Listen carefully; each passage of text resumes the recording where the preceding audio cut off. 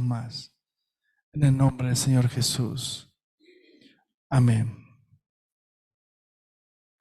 Tengo dos porciones, pero voy a leer un pedacito de una de ellas que está en Juan capítulo 10.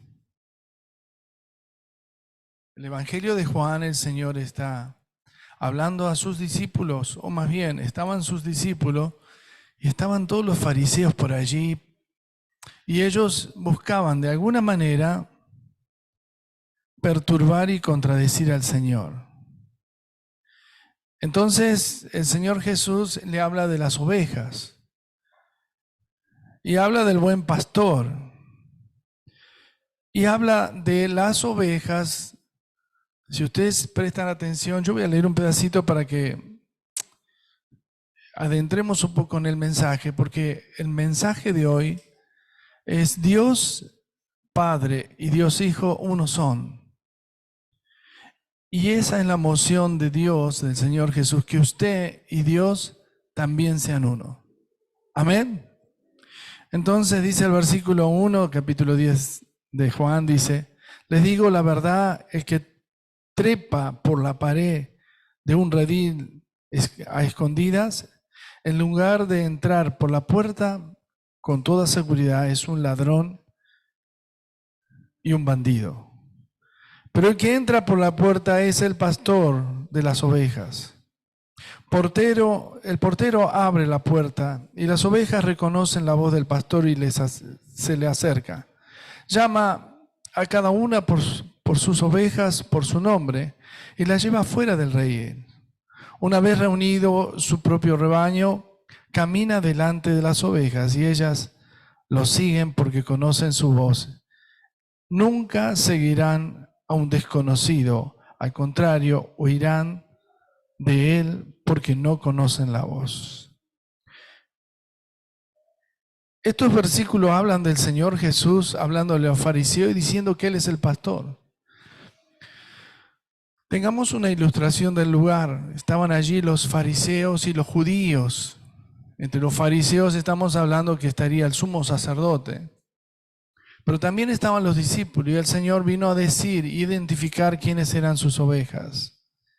Cuando el Señor Jesús habló de esta manera, los fariseos se enojaron, se molestaron, porque el Señor les reprendía con la verdad y les decía: yo soy el buen pastor su vida da por las ovejas. El versículo 7 en la Reina Valeria dice: volvió pues Jesús a decirle: de cierto os digo, yo soy la puerta de las ovejas. Todos los que antes de mí vinieron, ladrones son y salteadores, pero no los oyeron las ovejas. Yo soy la puerta, el que por mí entrare será salvo, y entrará y saldrá y hallará pastos. El ladrón no viene sino para hurtar y matar y destruir. Yo he venido para que tengan vida y la tengan en abundancia. Yo soy el buen pastor su vida da por las ovejas. Mas el asalariado, y que no es el pastor, de quien no son propias las ovejas, ve venir al lobo y deja las ovejas y huye. El lobo arrebata las ovejas y las dispersa. Así que el asalariado huye porque es asalariado y no le importan las ovejas. Yo soy el buen pastor y conozco mis ovejas y las mías me conocen. Así que el buen pastor me conoce y yo conozco al Padre y pongo mi vida por ellas. También tengo otras ovejas que no son de este redil. Aquellas también debo traer y oír su voz, y habrá un rebaño y un pastor.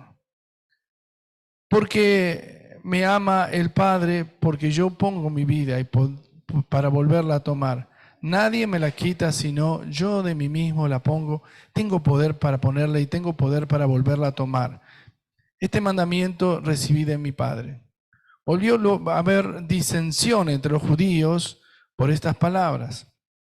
Y yo le voy a explicar por qué había disensión. Porque el sumo sacerdote quería contener a todos los judíos y por fuerza quería que crean en el judaísmo. Pero el Señor Jesús decía que estos no son pastores.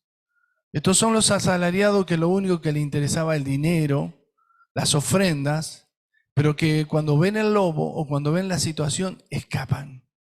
Entonces el Señor, dice el versículo 22, celébrase en Jerusalén la fiesta de la dedicación. Era invierno. La fiesta de la dedicación es la que acá se conoce como Hanukkah. ¿Se acuerdan el candelabro con las velitas? Bueno, y Jesús andaba en el templo por el pórtico de Salomón y le rodearon los judíos y le dijeron: ¿hasta cuándo nos turbará el alma? Si eres el Cristo, dínoslo abiertamente. Jesús les respondió: os he dicho, ¿no creéis las obras que yo hago en nombre de mi Padre? Ellas dan testimonio de mí, pero vosotros no creéis porque no sois mis ovejas. Como os he dicho, mis ovejas oyen mi voz y las conozco y me siguen. Yo les doy vida eterna y no perecerán jamás, ni nadie las arrebatará de mi mano. Mi Padre, que me las dio, es mayor que todos y nadie las puede arrebatar de la mano de mi Padre. Y este versículo va a ser la base de esta charla que dice: yo y el Padre uno somos. Podemos seguir leyendo, pero yo quiero parar aquí porque mi intención en esta mañana de todo esto, cómo desagrada el judaísmo a Cristo. Cristo le tuvo que responder que Él era el pastor de las ovejas, vino a rescatar las ovejas perdidas, que eran las ovejas de Israel, pero también dice: tengo otras ovejas que somos nosotros, y Él dice que pone por seguro el cuidado y la salvación para aquellos que creen. Pero el punto es aquí. Hay varios versículos que voy a citar así, sin tener que buscarlos, pero tienen que ver con el Padre y el Señor son uno. Hay una gran discusión en la humanidad porque está el modalismo, que es contrario a lo que nosotros predicamos acerca de la Trinidad. Dios Padre, Hijo y Espíritu Santo. Algunos piensan que si Dios Padre es mayor, separan a Cristo y separan al Espíritu Santo. Y el Señor dice que son tres, que son uno, pero que son tres personas de la cual nosotros tenemos que identificar. Yo quise preguntarle al Señor y empecé a estudiar las Escrituras con respecto a esto. Cuando Él dice el Padre y yo somos uno, está hablando de que había una unidad que se puede interpretar corporal, pero también había una unidad en una misión. Es decir, cuando somos uno con Dios, no solamente tenemos a Dios, sino que tenemos un plan y un propósito de Dios. En el capítulo 17, también de San Juan, el Señor vuelve a hablar, pero ya no solamente de Él, que es uno con el Padre, sino que dice que nosotros, Él quiere que nosotros seamos uno con el Señor. Y acá es donde yo me quedé toda la noche, días atrás y anoche lo mismo. Qué tremendo interpretar y entender qué significa ser uno en el Señor. Yo quiero que sean uno en el Señor, dice el Señor. Yo en ti y tú en mí. Y acá es la pregunta: ¿qué significa que seamos uno en el Señor? Yo en Él y Él en mí. Quizás siempre nos quedamos con la segunda parte. Somos uno en el Señor, Él en mí. Y es el punto donde yo quiero arrancar. Cuando le decimos a Dios que somos uno o que tenemos al Señor, significa que comprendemos que Dios está con nosotros. Y un poco vivimos una vida independiente, sin tomar en cuenta que Él está conmigo. Muchas veces agarramos y vivimos una vida secular cuando decimos: si Dios está dentro mío, llevamos a Dios por donde nosotros queremos ir. La Biblia dice que si alguno está en Cristo, y ahí dice yo en Él, que es lo que voy a hablar ahora, es nueva criatura. ¿Qué significa que yo estoy en Él? En 1 Corintios capítulo 2, dice que el hombre espiritual habla cosas que no puede entender el hombre natural. Y digo espiritual para aquellos que tienen al Espíritu Santo, y digo natural para aquellos que lo niegan espiritualmente. Es decir, pueden ser religiosos, pero no se dan cuenta o no entienden que Dios tiene que morar dentro suyo. En San Juan, también capítulo 14, dice, si nosotros somos obedientes y honramos a Dios, dice, vendremos y haremos morada en ti. Y yo quiero explicar qué significa esta parte, que es la más importante. Cuando nosotros decimos que tenemos al Señor, asumimos que Dios está conmigo. Y asumimos que lo que hacemos es a través del poder de su presencia en nosotros. A veces no somos lo suficientemente fieles sabiendo que Dios está en nosotros. Debiéramos pensar que si Dios está conmigo, tengo que tener un comportamiento diferente y una vida diferente. El aspecto de Dios es multifacético porque Dios es Rafa, como leíamos la canción, es Jireh, es Adonai. Entonces, yo cuando leo la palabra de Dios, todo eso está dentro de mí. Todo eso que nombro está dentro tuyo. Entonces, cuando el Espíritu Santo viene a mi vida, me hace entender las cosas porque Él está dentro de mí. Yo sé que muchos de ustedes dicen, yo hablo con Dios y está bien.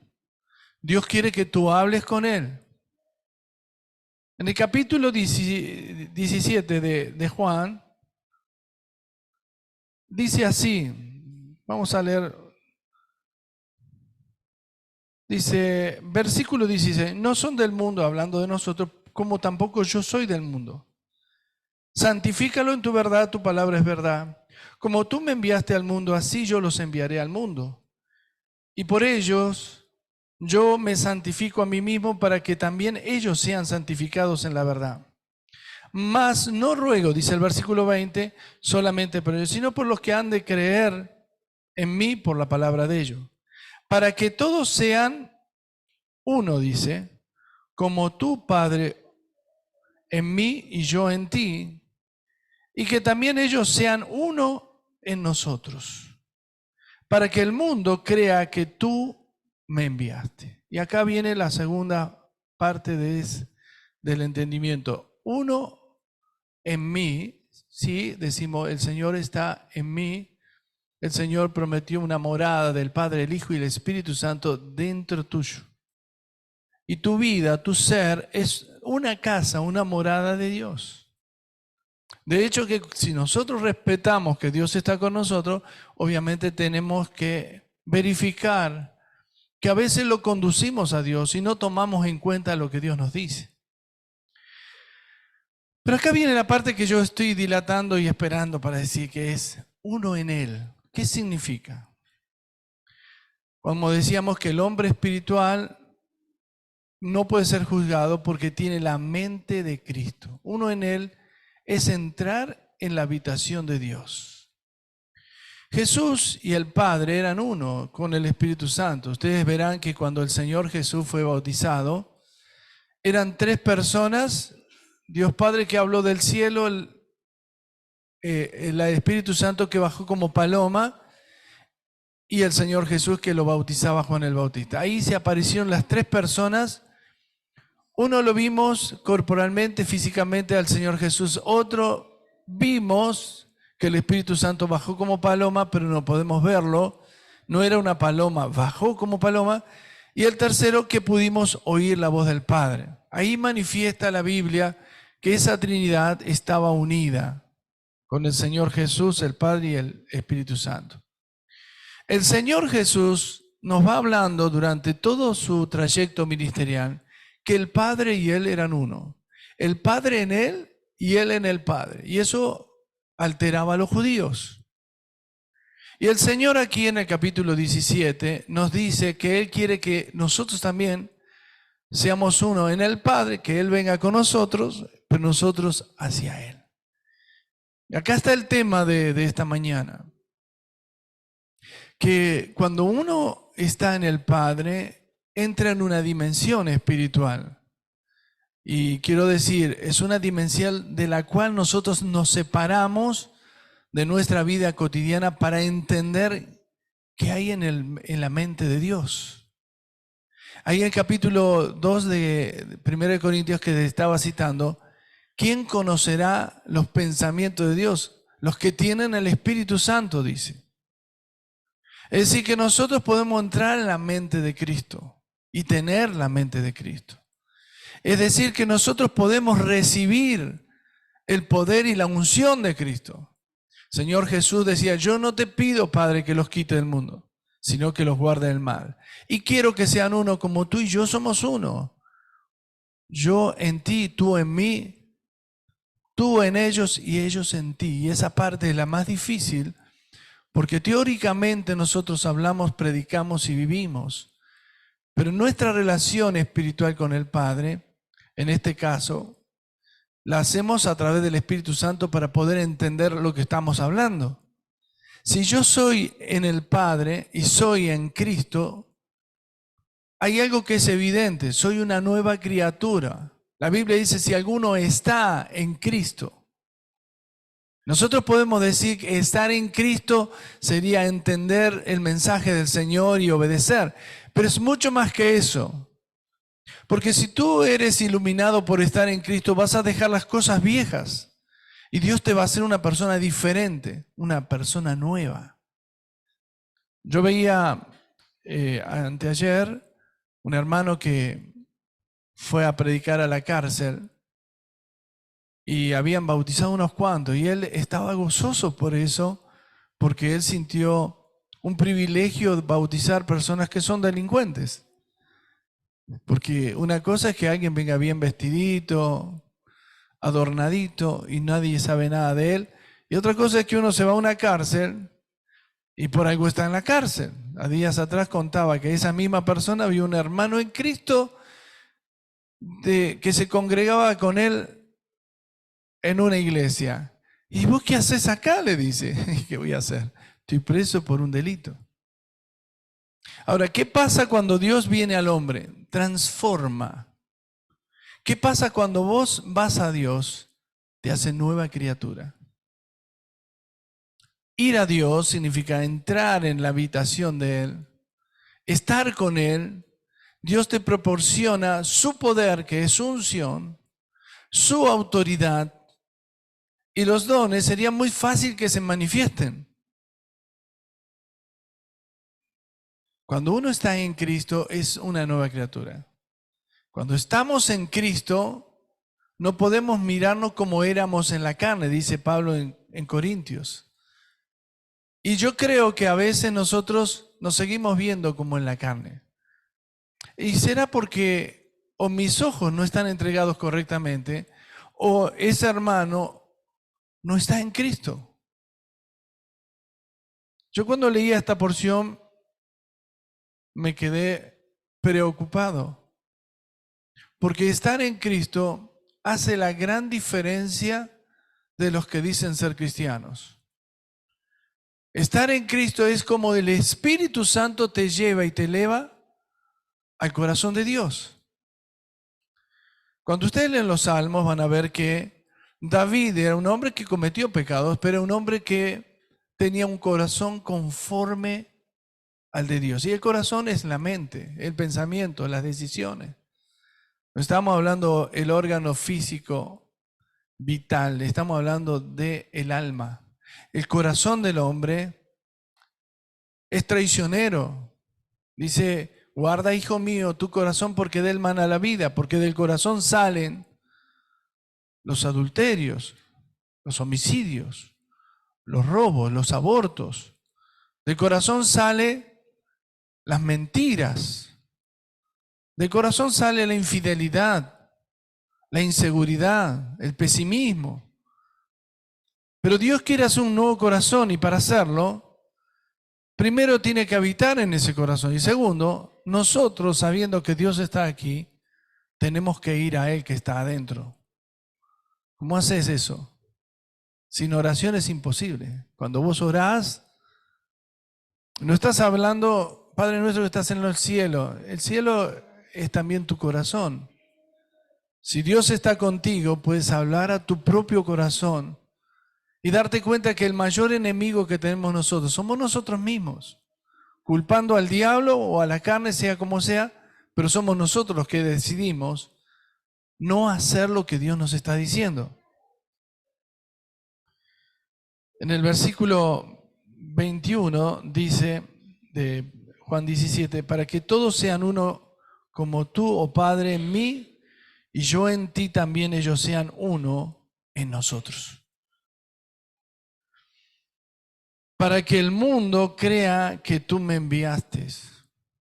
Imagino que el cristiano que tiene a Cristo, al Padre y al Espíritu Santo en su vida, y que va a Él, es el verdadero testimonio. A veces nosotros hacemos el esfuerzo de la carne de hacerle entender casi a golpes a las personas cuál es la verdad. Pero no alcanza con que nosotros seamos buenos locutores. Lo que ellos ven, por el cual van a creer, es que yo esté en el Padre y en el Hijo y en el Espíritu Santo. No solamente que lo tenga, sino que yo esté en Él. Que tenga la mente de Cristo, que camine con Él. Y dice más, la gloria que me diste, yo les he dado. Muchas personas dicen acerca de la gloria, Dios no comparte su gloria. Acá dice que sí. Tu gloria no, la gloria de Dios es la gloria que manifiesta las liberaciones, sanidades. Y dice así, yo les he dado para que sean uno, así como nosotros somos uno. Y ahora yo quiero empezar a practicar esto. ¿Cómo se practica? Si Dios está en mí y yo en Él, entonces no tengo que dudar cuando oro por alguien. No tengo que dudar cuando le predico a alguien. Si vos oras por alguien y no se sana, no te preocupes porque hay una cuestión de fe y de creencia. El Señor Jesús tampoco pudo hacer muchos milagros en Nazaret, donde Él se crió, porque decía que es el hijo del carpintero, y Él se proclama Mesías. Entonces los judíos no querían creer, hasta lo aborrecieron. Pero sí sabemos que si Dios está en vos y vos en Él, ¿qué va a pasar? Que vamos a obedecer a Dios, que vamos a hacer cada paso dependiendo de Dios. Unido a este pensamiento, me viene la historia de Josías. No sé si acuerdan la historia de Josías, un niño de 8 años que gobernó Judá, ¿no?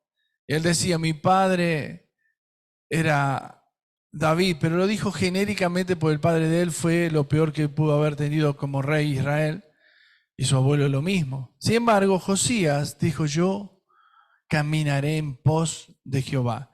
Entonces yo busqué la palabra, ¿qué significa? Uno dice caminar en pos es caminar con alguien, ¿no es cierto? Busqué la palabra de Dios y empecé a encontrar a alguien.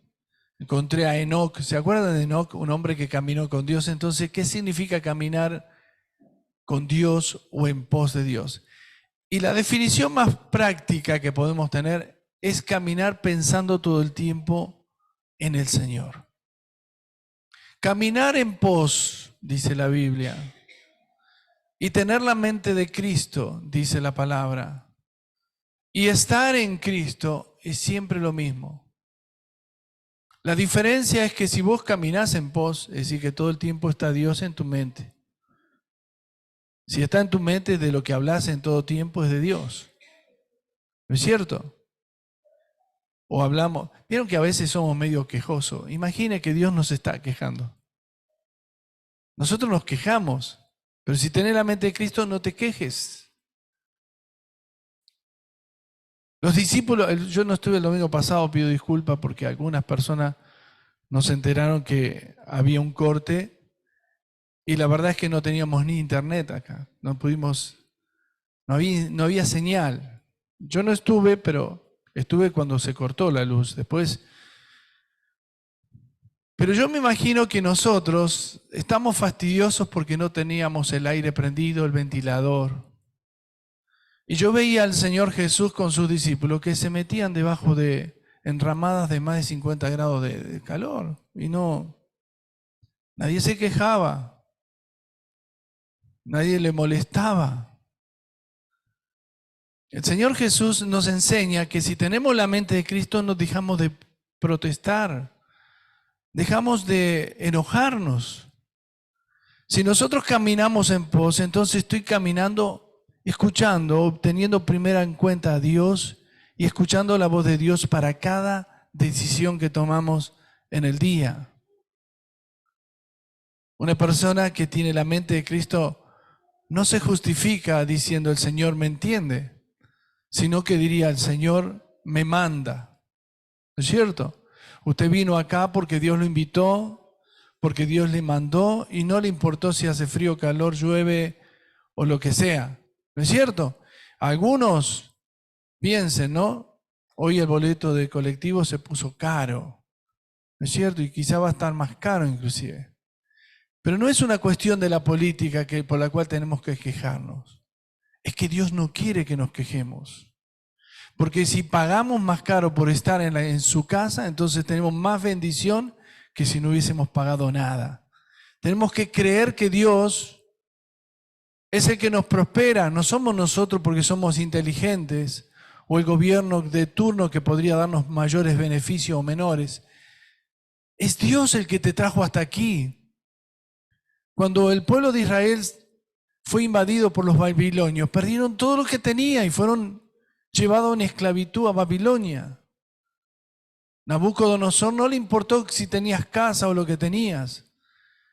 ¿Y sabe lo primero que hizo Nabucodonosor para que le duela bien? Destruyó el templo. Ahí se destruyó el templo. Y decía, ¿y ahora qué hacemos? Entonces, los hombres que no tenían a Dios, pero hablaban de Dios por la ley, inventaron leyes. Esas leyes no están en la Biblia para ser cumplidas, pero eran leyes del judaísmo, se llama la Misná. Y ellos empezaron a crear una idea de que el templo era más importante que Dios. Y Jesús se enojó cuando llegó al templo y vio que habían hecho una guarida de ladrones. Es precisamente por eso que cuando hablamos de las ovejas, cuando hablamos de los asalariados, Jesús dijo, ellos no son pastores. El pastor da su vida por las ovejas. Ese es el buen pastor. Pero cuando da su vida por las ovejas, entonces los que no son hijos de Dios, ¿qué es lo que ven de nosotros? Nos ven que estamos en Cristo. A veces veo personas que han sido realmente transformadas por el poder de Dios. Hay otras que no. Yo no las juzgo. Pero los que fueron transformados es los que dejaron su pasado, sus pecados, para vivir una vida nueva en el Señor. ¿Saben por qué lo dejaron? Porque están en Cristo. A veces hablamos con personas que han sido alcohólicas, drogadictas, homosexuales, estafadores, mentirosos. Usted sabe, pregúntese a usted mismo, ¿miente? No, ¿cómo voy a mentir? Soy hijo de Dios, pero después te acordás que sí, mentís. Pues la mentira es uno de los pecados más fáciles. Porque la justificación, el pesimismo también viene de la mentira. Y cuando nosotros decimos yo tengo a Dios, es una forma de sacar una credencial que soy hijo de Dios. Pero el mundo creerá en nosotros cuando nosotros estamos en Él. Y cuando vos estás en Él, dice la palabra de Dios, sos una nueva creación. Y yo conocí a Cristo cuando era muy chico, pero tuve un privilegio, pero hay otros que tuvieron mayor privilegio, que tuvieron que dejar el pasado, el pecado. De ser quizás lo peor, Dios los transformó. Y eso es nueva criatura.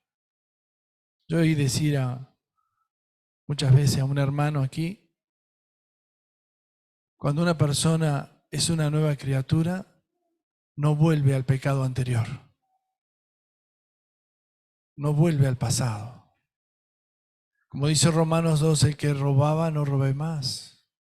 También dice el capítulo 2 de Romanos, Y da a entender que el que cometía adulterio no adultere más, el que fornicaba no fornique más. Señor, pero es mi familia, ¿qué le voy a decir? Eso identifica el fruto de que es o no es. Porque uno que permanece en el pecado, dice la Biblia, es hijo del diablo. Aunque hable bien, los fariseos, en este caso Anás y Caifás, se mostraban como los intercesores entre Dios y los judíos. Sin embargo, eran totalmente abominables su manera de vivir. Cuando decimos que tenemos a Cristo, no es lo mismo que estar en Cristo. Porque muchos apropian esa identidad de tener a Cristo para que nadie les diga que es tu hermano o hermana. Pero estar en Cristo te hace una nueva criatura. ¿No es cierto?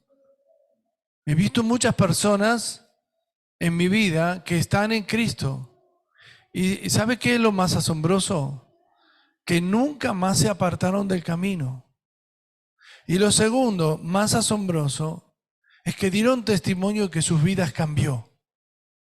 Conozco hermanos que hace 30, 40 años conocieron a Cristo y siguen fiel al Señor. Y con otro que le está muy bueno, ya va a cambiar. Ya va a cambiar. En realidad no va a cambiar porque no está en Cristo. Si alguno está en Cristo es una nueva criatura. Y acá el Señor dice, así como el Padre y yo somos uno, quiero que ellos también sean uno conmigo y con el Padre. Y la única fórmula que nos lleva al Padre a través de Jesucristo es recibiendo al Espíritu Santo el consejo. Yo no puedo omitir lo que a Dios le agrada o no. Tengo que tenerlo presente. Eso es caminar en pos. No puedo omitir que Él me acompaña, porque a veces camino como que nadie sabe por dónde voy. No puedo omitir que Él me ama. Y yo termino con esto que les voy a decir. Muchas veces vemos al Señor Jesús como un cómplice de lo que hacemos nosotros y no como nuestro Salvador. Y no hacemos lo correcto ante Dios. Y no lo digo juzgando a nadie, sino para reflexionar.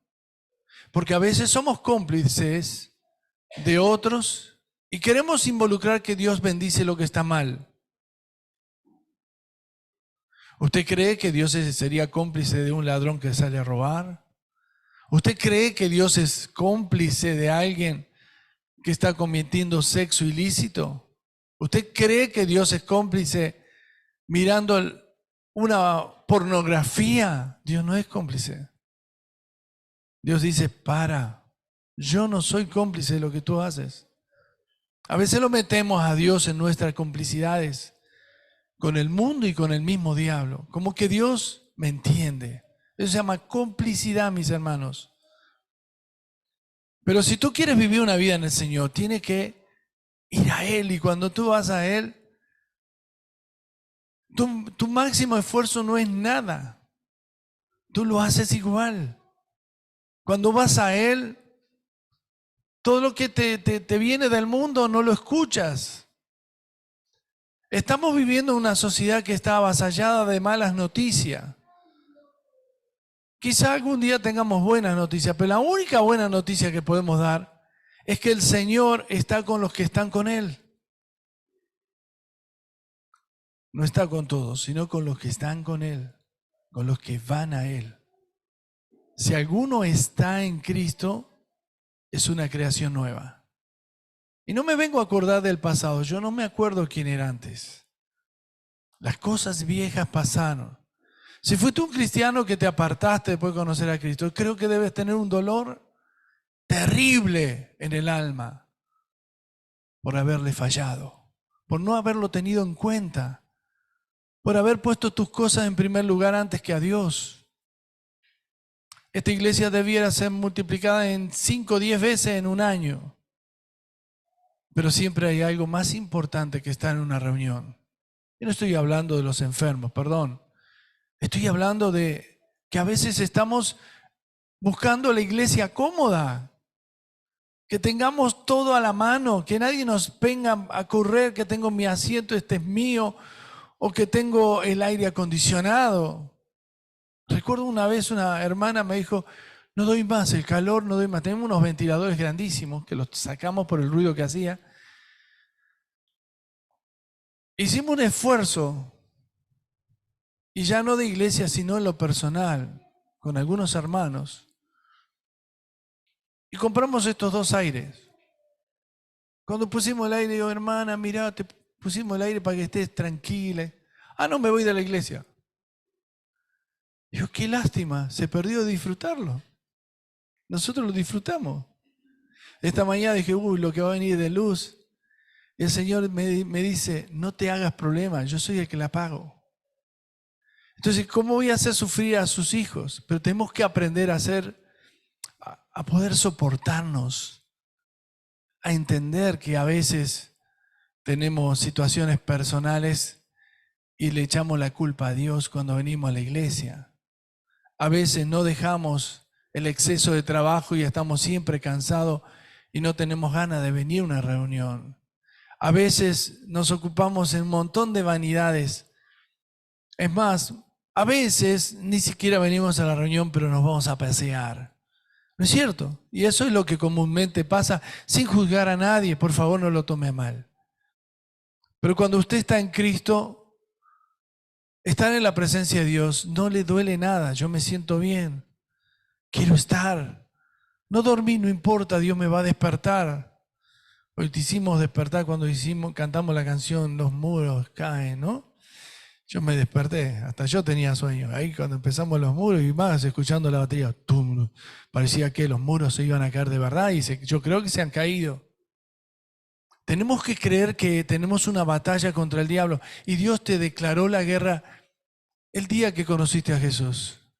Y no es porque ahora te vuelvas al mundo, el diablo te va a decir, bueno, vení, que yo te apapacho.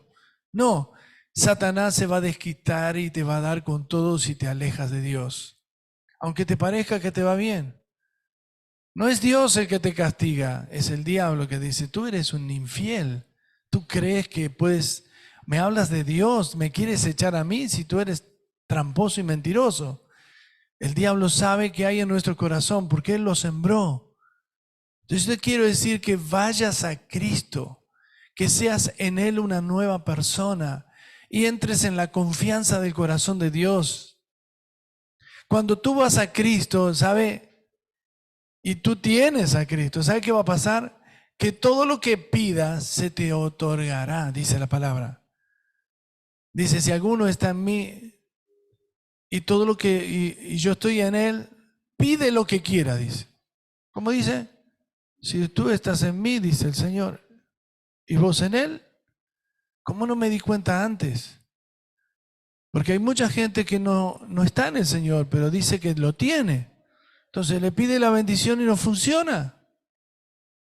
Si usted está en Cristo y Cristo en usted, dice Juan, pide lo que quieras. Obviamente algo que sea cuidado o señalado por Dios. No me va a pedir algo que Dios aborrece. Amén. En realidad he tenido mucho para hablar, pero no termino acá porque tengo otra reunión. Quiero decirte algo. Si Dios está en ti y tú estás en Él, hoy el Señor te va a hablar y tú le responderás. Cuando Dios está en ti y tú en Él, Él guía tus pasos, es decir, caminas en pos de Él. Porque la mente de Cristo está abierta en tu corazón. Tú conoces los pensamientos del Señor. Y lo que el Señor va a hacer sobre aquellos que están en el Señor es protegerlos, bendecirlos, prosperarlos, usarlos. A veces queremos hacer las cosas como para agradar a Dios y tenemos buenas intenciones. Pero si tú no estás en Cristo, por más buenas intenciones, no vas a hacer lo correcto. Porque cuando vos estás en Cristo, Él te tiene que hacer una nueva criatura. ¿No es cierto? Y si tú eres una nueva criatura, ya no caminas por tu cuenta, haces lo que el Señor te pide. Y yo en esta mañana quiero que usted reflexione. Si usted está en Cristo y Él está en usted, va a pedir y Dios le dará. Amén. Póngase de pie, vamos a orar al Señor y darle gracias por esta palabra.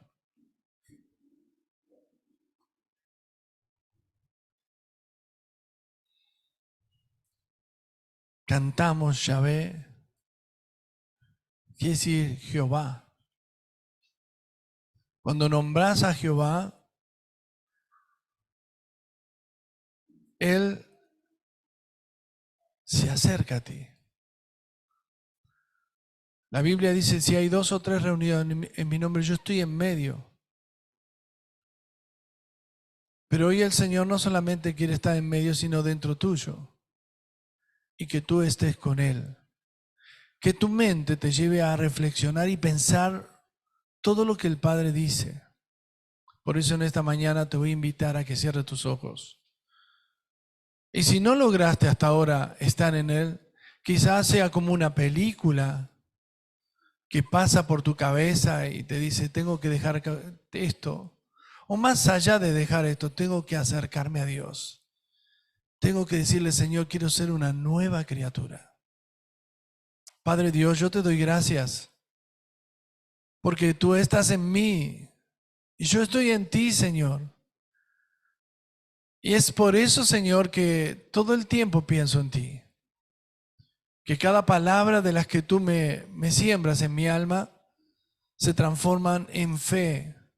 Por eso, Padre, yo te pido que de esta manera, como el Señor Jesús y tú, Padre, eran uno, también lo seamos nosotros contigo, Señor. Señor, el Señor Jesús dijo que si honramos al Padre y guardamos los mandamientos y la palabra, mi Padre me amará y vendremos, dice el Señor, a Él y haremos morada. Y yo quiero pedirte, Señor, que sepas que mi morada está a tu disposición, que mi corazón está a tu disposición. Señor, vacíalo de cosas inútiles. Quita todo aquello que ha traído aflicción a mi alma. Yo te pido perdón por mis pecados. Cuando estamos en ti, Señor, somos nuevas criaturas. No miramos a los hombres, te miramos a ti y obedecemos lo que tú nos mandas. Señor, yo quiero pedirte que tu unción caiga en este lugar y que los dones se aviven porque estamos en ti. Los dones se avivan cuando nosotros vamos a ti, Señor. Aparte de tenerte en nuestro corazón, entendemos que